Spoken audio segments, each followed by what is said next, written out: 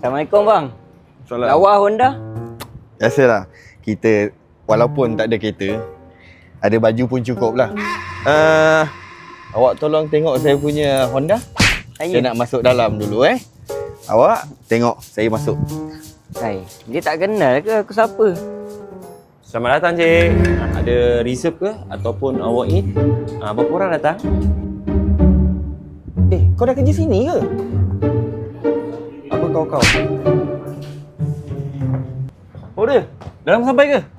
Sorry lah. Orang dekat atas tadi pergi surau. Suara selesa lah. Jom lah. Meja dah ada booking lah. Jom datang. Jom. Kau duduk ke tak? Tak. Aku demam kot. Selamat datang. Terima kasih. Masuk. Pergi meja kita dalam tepi.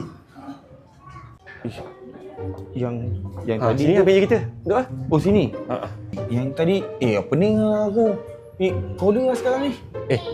tak perlulah kalut-kalut. Saya dah order dah. Ini hari saya belanja. Kita pakai baju Honda kan? Oh, pakai baju Honda boleh belanja orang Boleh. Pak order dengan saya bukan orang lain pun. Hai cik. Makanan dah sampai.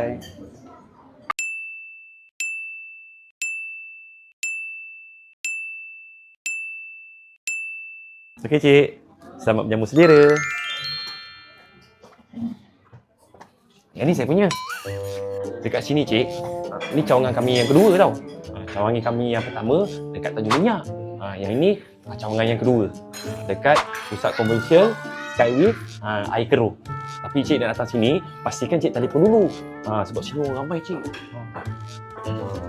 Cik makan. Sedap. On. Kenapa dia makan makanan kita, On? Cik, mari nak makan cik. Sizzling ni sedap. Mari nak makan. Bang, kau kat sini rupanya patutlah aku cek name tag aku tak ada. Pergi sana mak panggil. Orang baru nak makan, aku pergi pinjang dah tu. Aduh. Apalah, tak maaf lah cik.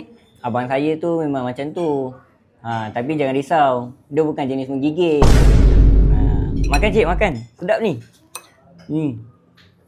Makan. Kau adik-beradik memang macam ni jenis makan dengan customer. Makin pening aku. Tapi nasib baik sedap.